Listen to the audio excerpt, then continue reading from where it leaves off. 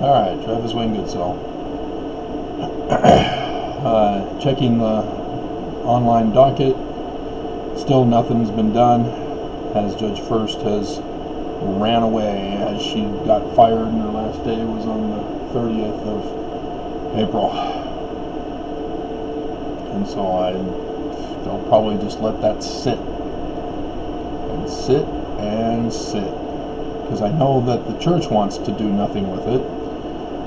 Because the motion to dismiss that the church lawyers finally filed 24 days late was absolutely absurd and would have easily, I did. I motioned of their lateness because I did not receive their motion to dismiss, and so I had to do a reply without knowing what their counter was. But they didn't have a counter. They said I filed under the conspiracy jurisdiction. Yeah, that's correct. Sure enough, because the federal government has that. So they now acknowledge then that I filed correctly. So that's not an argument against them or against me. It's against them. And then they claimed that my nature of the case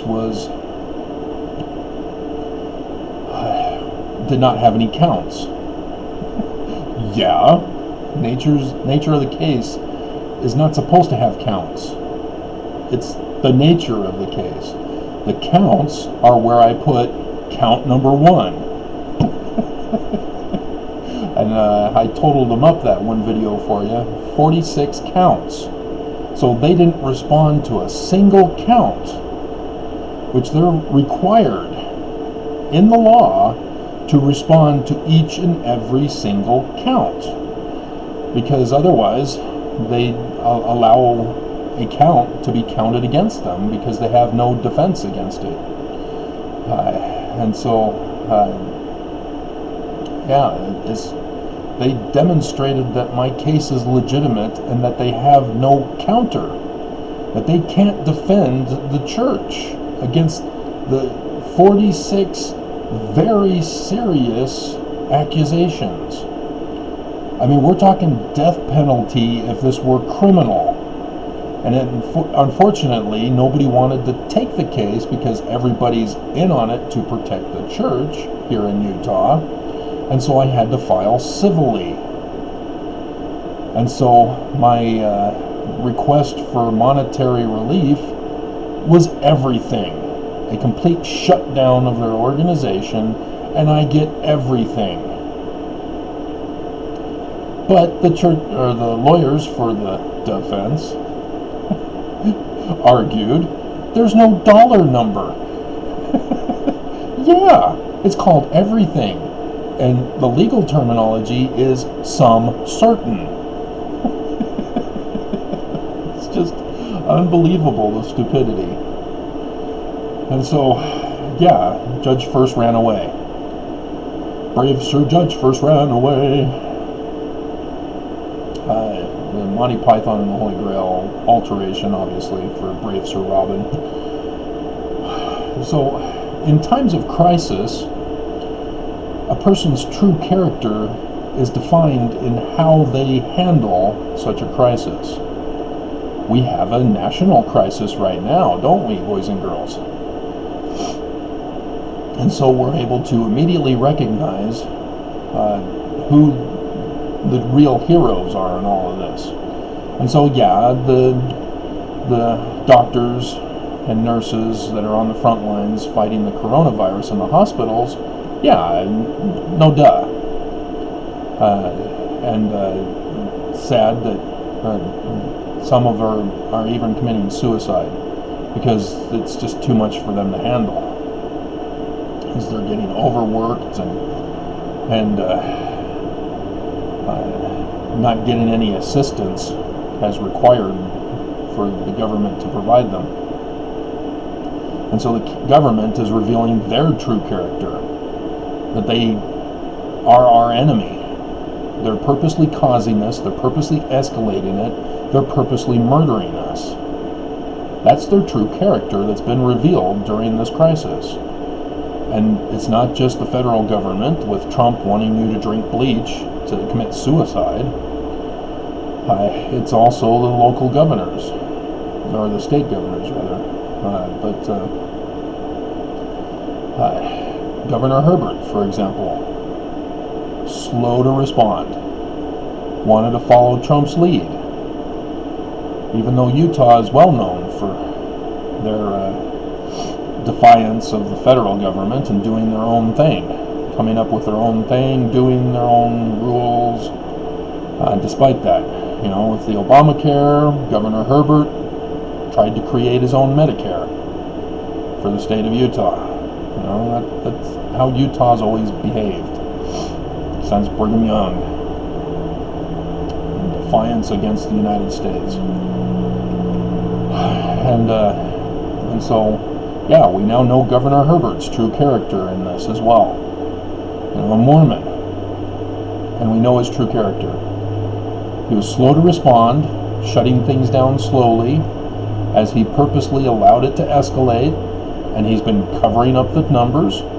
We just had another outbreak in Utah County, and they're not reporting it on the daily numbers, the stats that they provide online and on their Facebook page, I guess. They want everybody to go to their Facebook. Well, why not go to Facebook? What's wrong with Facebook, Travis? Why don't you have a Facebook account, Travis? Are you unfamiliar with what happened to Facebook? And they've never resolved it? The 2016 presidential election? Do I need to continue on? There's a person in federal prison because of that scandal who is giving data to the Russians.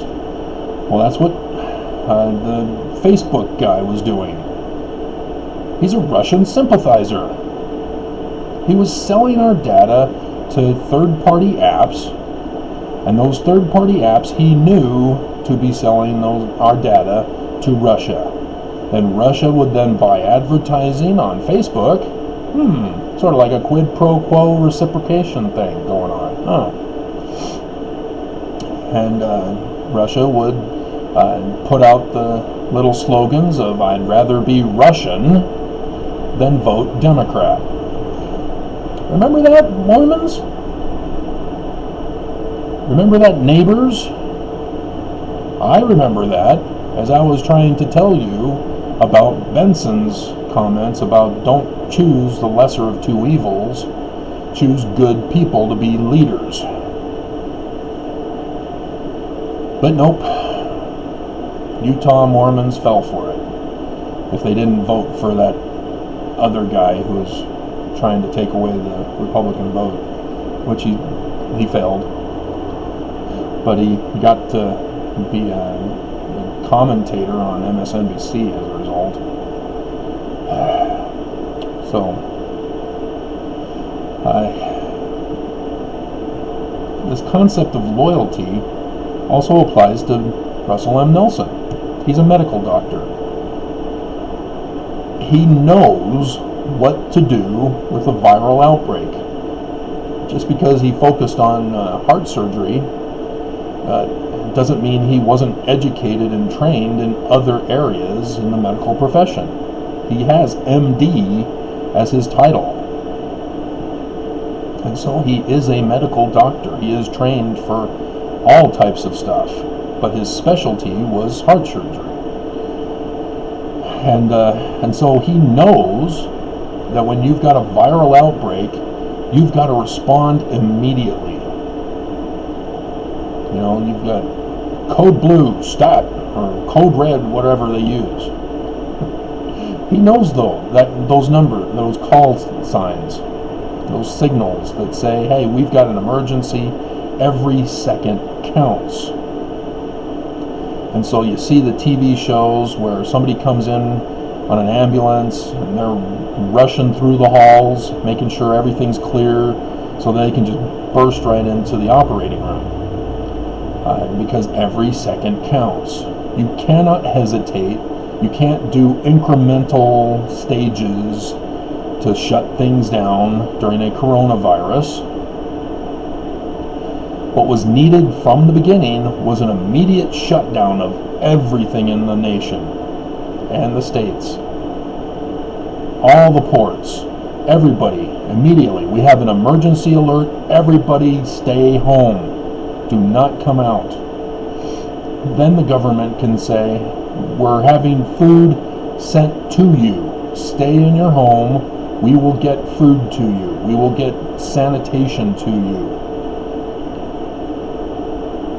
Because if they had done that from the beginning of the first outbreak, the first case that entered America, it'd be over. We wouldn't be having this problem that we're now having, as we now have 33 million unemployed. Oh, hail the Scottish Rites Freemasonry! Isn't that? I saw 33, and I went, oh man, did they plan that? How do you plan that? To have exactly 33 million to be the symbol. And I've been going over that with you on my videos as to how the Smiths were a part of saving America the first time around and warning us through the Book of Mormon about this day, right now. I've seen on Kindle or my Amazon sales that people are more inclined to come to my Second Coming stuff. They're still coming to the one where I just did notes on which prophet did what and turned it into a book, and the title just happened to catch people's eye. But it's clear that Mormons are looking for signs of the Second Coming now. They're wondering if this is it. And why? Because the president of the church, of whom all the signs are occurring under, is silent and shut down the church. And so when that happens, Mormons go, hey, the prophet's not warning us of danger. He's not doing what's necessary during an emergency to help us during the times of danger. And so Mormons are therefore have no choice but to look elsewhere for answers. And more are turning to me now, because I'm the only one who's been talking about it, correctly talking about it. There's Brother Guerrero, who used to be called Samuel the Lamanite, and I sort of I tried to be kind and contribute to one of his videos way back in the day when he was Samuel the Lamanite. And instead, he attacked me as if I were a threat to him and that my comment was critical of him. No, I was adding. I used the word also, and oh, this is also cool, and blah, blah, blah. No, he came and attacked me. And so I then responded, I came to help your video. I didn't come to criticize you. You call yourself Samuel the Lamanite, and yet you're not doing anything that Samuel the Lamanite did. And now he's Brother Guerrero. So, I don't know. Yeah, I don't know if his first name is actually Samuel Guerrero, I don't know. But I thought that was interesting that he changed his name on his channel. Yeah, he knows the prophecies. He's done the video. I even did a video using his video about Heber C. Kimball, rather than trying to find my book. I've got tons, guys. I've got equal numbers on both YouTube channels and on Amazon. We're in 700s on all of them. 700 books, 700 videos on each channel. And so, yeah, I've got tons of stuff that I've been talking about. I have tons of stuff that I still have to talk about, as I used to keep post-it notes, and I did this as I did the video telling you that I was doing that. And under coronavirus, I thought things are going to escalate, and I don't know how long it's going to be this way, where I'm going to be allowed to continue to do videos on YouTube, let alone do Amazon books anymore, because people are losing their jobs, they're needing to spend their money on food, and so I didn't expect that people would be coming to my Kindle versions to search for answers about the last days. And so maybe I'll do one. I now have figured out how to do Kindle books so that it's not all warped and messed up.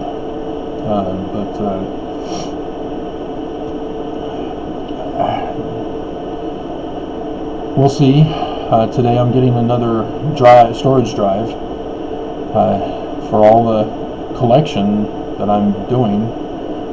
Like I was telling you the other day, 1,400 videos on YouTube, let alone other stuff. That's over a terabyte of storage.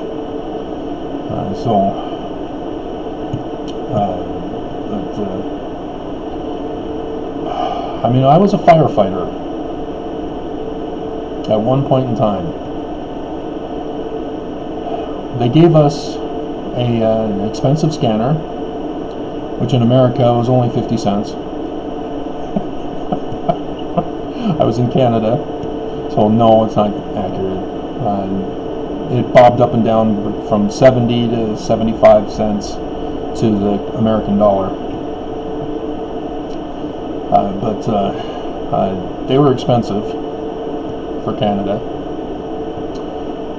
And how they worked was that at the firehouse, we had radio operators who monitored the radio and the phones. So when people called in, they would immediately hit the alarm, which would trigger the siren on our scanners. And every second counts when you're dealing with fire. We don't know why we're being called with the alert. It's just a siren going off. And we have to assume the worst. And we needed to respond immediately, just like medical doctors do in a hospital, just like EMTs. I was even trained, they wanted me to train for EMT also, to supplement the fire death pay. Anyway. So, because we took it seriously, it wasn't just for the death pay that we were doing it for, because if it was just for the death pay, we wouldn't respond as quickly. We'd go our own pace and take our time, and, if other people complained, you say, hey, we're the guys trying to save your lives. Use those kinds of excuses if we didn't care about other people and didn't take our job seriously, if it was just for a paycheck. But no, we cared. And, we put our lives on the line. And literally, we walked through fire. Our fire suit, designed to protect us, to allow us to walk through fire. So just like Meshach, Shadrach, and Abednego, who were in the furnace of fire, cake.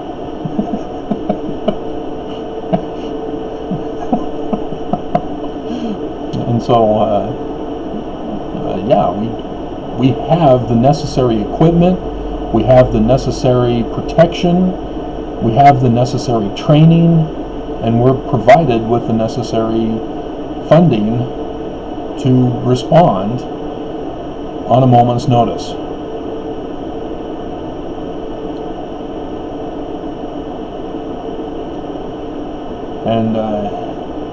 And so I know exactly what was needed with this coronavirus.